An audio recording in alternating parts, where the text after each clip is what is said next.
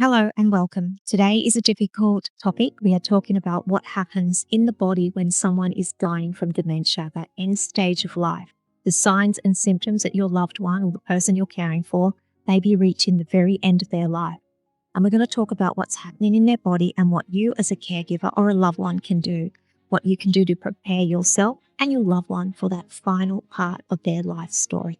It is a difficult topic, and it is a question that I do get asked a lot, and I think it does help prepare people. I think preparation reduces the fear of this last stage of life, and knowing what you can expect will be comforting to you. It should not be a fearful or scary process. It just should be one that allows us to spend some really intimate and beautiful moments with the person we care about as they transition from this life to the next.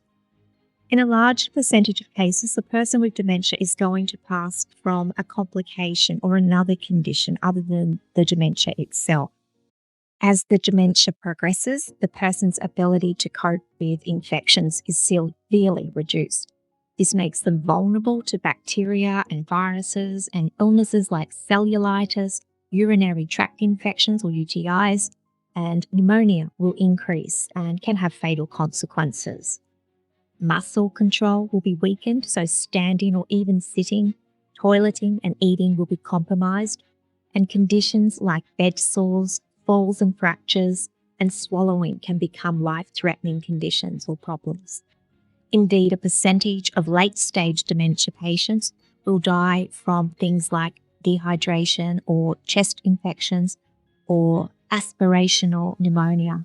So aspiration is where the person will choke on their food due to compromised capacity of their swallowing reflex. Additionally, people with dementia often have comorbidities such as heart disease, hypertension, diabetes, or chronic respiratory illnesses, which increase the likelihood of further complication and death. So how will you know if someone is possibly close to death with dementia or a related illness? Well, there are some signs and symptoms you can be looking out for. A profound weakness, so the person may not be able to stand up or even sit up. They may slump or fall to one side. They may start to change their eating or drinking behaviours or not eat or drink at all. There may be reduced consciousness, or you may see the person sleeping a lot more than usual. There may be an altered physical appearance. You may just look at them and think they don't look the same. There's something different about their facial features. They may be coughing or making noises. This is perhaps related to their inability to swallow and their swallowing reflex. They may be experiencing visual or auditory hallucinations. They may become bedbound completely. And they may also be disoriented or agitated. I guess one of the problems here is that people in the advanced stage of dementia may already be exhibiting some of these signs and symptoms, which makes it more difficult for us to determine whether they are progressing into an end-of-life stage or whether it's a continuation of the dementia itself. Perhaps the most critical part of the dying process is that the body's organs are beginning to shut down, and there will be a clear reduction of consciousness that is observable.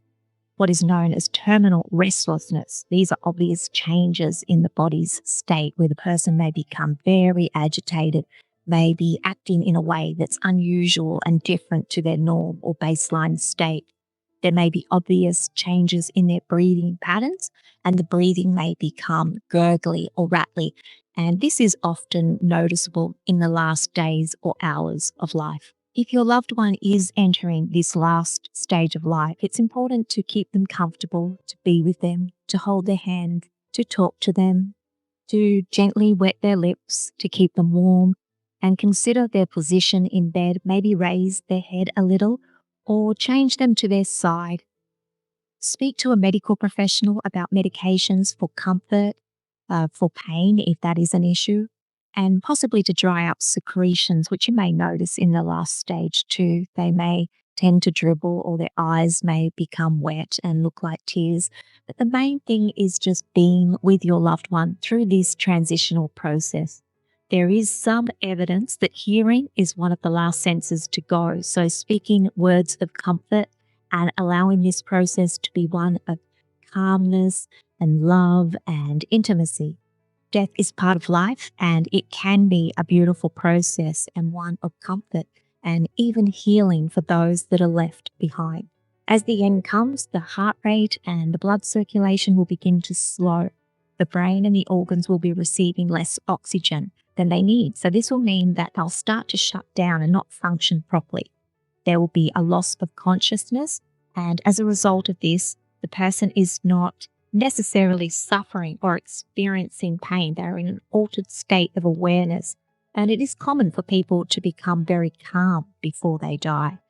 Sometimes the opposite is true, and they may even become more alert and aware, a moment of unexpected improvement. This is something we call terminal lucidity, and it is a moment that can be confusing to caregivers, but it sadly is often short-lived, it's temporary, and it's a sign that death is imminent. In these last few hours of life, if you're not prepared and you're not sure what is to come, it can be stressful, it can be scary, and it can be unfamiliar.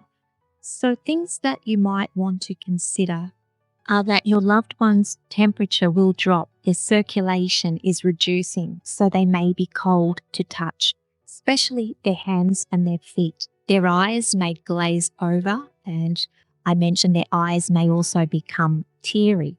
This is not crying, this is not distress, it's the body producing secretions, it's part of the death process.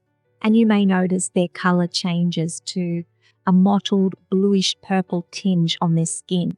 You may hear a gasping of breath. There's a name for this. We call it Cheyne-Stokes or agonal gasps, which are the last reflexes of a dying brain. Often this is due to cardiac damage or myocardial infarction, but it is part of that last process. And whilst frightening to those unaware or unprepared, it is a very normal and often painless experience for the dying person.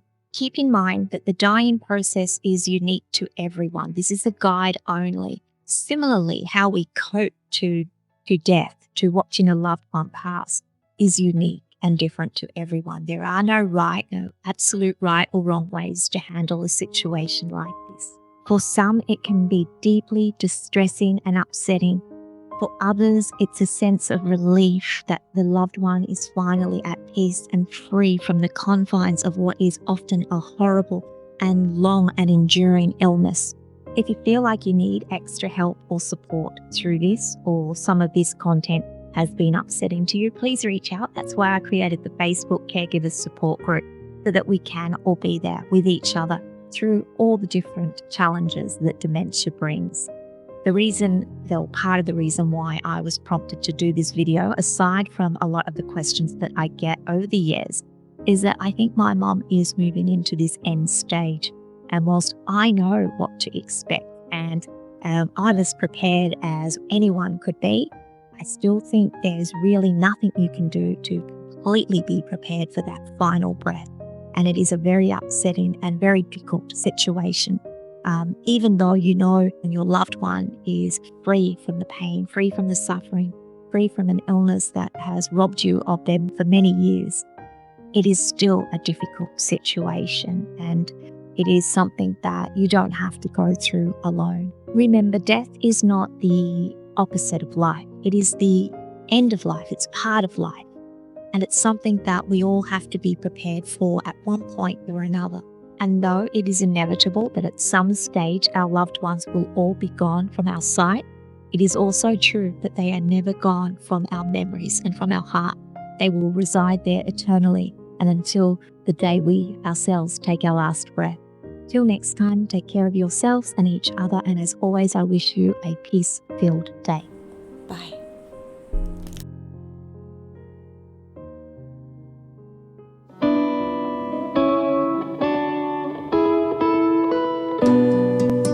This is video 2 of the dying process in dementia and how to know the end is close. Before I begin, I want to warn you that this video may be uncomfortable or even distressing for some people. Whilst death is not the end of life, it is merely part of life, it's still a subject that involves many different and complex emotions. I'm going to be speaking about some very detailed end-of-life events, and I'll be sharing some photos that some may find distressing. So if you do think you might find this video upsetting, then please take the time to turn it off now. In part 1 of the video series, I spoke about the various physical responses of the dying process in dementia and gave you some physiological signs to look out for. I'll post a link to that video in the description section below in case you'd like to go and have a look at that first. In that video, I mentioned that I was concerned that my own mum was moving into the last chapter of her life, and I was watching the signs of her deterioration, which prompted me to make that video and share the end-of-life signs with you, as I know some people are unsure what to look out for, and I think this helps us prepare. Well, less than a week after making that video, my mum did pass away from aspirational pneumonia, secondary to her dementia diagnosis. Her death was not exactly as described in my first video, and it was not the completely peaceful death that we would all like to hope for. So I'm making this follow-up video to tell you what I've learned and to clarify some details from the days before my mum's passing that were contrary to the information in video 1. I'd also like to pose and answer some new questions that arose from my own lived experience of the death process. I saw my mum for 3 days before she passed, and there were signs that changed each day. The 3rd day before she passed, she was breathing very heavily. She wasn't eating much, but still was drinking. She was more still and very exhausted, and she spent most of the day sleeping. She was still sitting up in a chair and dozing off. Her eyes were more hollow, and her ability to respond or even notice me had declined. I wondered if she recognised me at all, but I held her and interacted with her just the same. I took this moment to tell her it's okay to go and that I would be okay without her. I thanked her for all she had done for me in my life and my children's lives, and I gently told her, "It's okay, it's time to go, Mum." I believe some people need this permission before they can pass. So if this is something you feel comfortable doing, then I believe it can bring great peace and comfort to the dying soul, even those with dementia who may not understand at a cognitive level. The heart knows what the brain cannot understand, and I believe this moment was the most intimate, the most powerful, and also the most painful moment of my earth journey with Mum. The 2nd day before she passed, her breathing had become much more rapid and shallow. Her energy had decreased even more, and she seemed to just want to sleep. She would drink from a straw, but this is also a reflex, so it's hard to know exactly whether she wanted the fluid, whether she was thirsty, or was simply swallowing as a reflex response. But she was very still, she was tired, and her body was cool.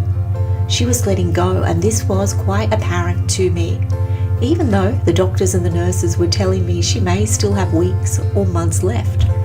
But most powerful of all on that last day of life was this knowing, a silent communication when I sat with my mum, that this was the end. It's like my heart was hearing what my mind didn't want to know, that these were my last days, moments with my mother. The next day would be her last. Her breathing was impacted from the aspirational pneumonia, which likely occurred from her compromised swallowing reflex. Often it's not the dementia itself that takes one's life, but complications of the disease such as pneumonia or aspiration or heart failure or infection. Mum was coughing, she was struggling for air, and her respiration rate was very fast. She was tired and clearly uncomfortable.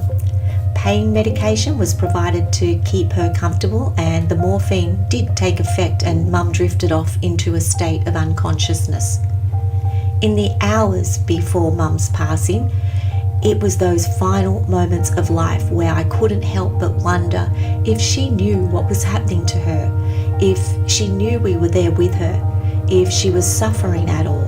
And I wondered what was happening at not a physiological level, but a psychological level.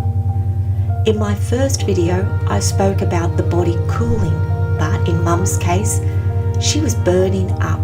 The temperature centres in her brain, in the cerebellum, were damaged and were malfunctioning due to the lack of oxygen. and the rapid and the short respiration rate and her failing heart. So while some people may become cool and require warming, my mum experienced the complete opposite, and the heat of her body was one of the more unsettling aspects of the end stage for me. We tried to keep her cool with wet cloths on her forehead and gentle drips of ice. Essentially, keeping the person as comfortable as possible is the ultimate and potentially only goal of the end-of-life process. I recall my mum's eyes being slightly open and glazed. She would track me when I moved, but I'm also aware that this tracking is a reflex and doesn't necessarily mean the person is conscious and watching you. Although as the hours progressed, the tracking ceased and I tried to just cover mum's eyes gently with a cool cloth, and I sat with her, holding her hand, talking to her and letting her know I was near. Hearing and touch are the most enduring senses in the death process, and some suggest the last to go. So being close and providing words of love and comfort are very important, even if the person appears oblivious to your presence. The most obvious physical signs at this time are a change of consciousness, skin discoloration, breathing sounds may be very fast before slowing down, fluid may be building up, and organs are beginning to cease their functioning. The brain starts to lose its blood supply and begins to die from the top down. The blood supply comes from the bottom of the brain and feeds up into the brain. So as the brain dies from the top down, this means the patient will likely lose their sense of self and slowly fade off into a peaceful end in the last few hours. Some people ask about the dying person seeing their life flash before their eyes, and this is an interesting question. There is some evidence to think this might happen, where the brain revisits key memories, key moments, things that sparked much emotion and held much significance before the loss of consciousness actually occurs. Some people are known to have a surge of energy. Others respond to stimuli that suggest they're watching or experiencing visions, almost like a movie being played out of context and outside of time, a bit like a dream. And I've personally witnessed this in other people who were dying. The brain can function cellularly even after death for some minutes, and bone, tendon and skin can survive for hours after death. So this is a nice time to spend with the loved one and to be comforted by the thought they are now free from this earthly prison and making that transition to the journey that awaits. Death is unique and it's different for everyone, just as their life is also. People fear death even more than pain, and it's strange that they fear death. Life hurts a lot more than death, and at the point of death, the pain and the struggle is over.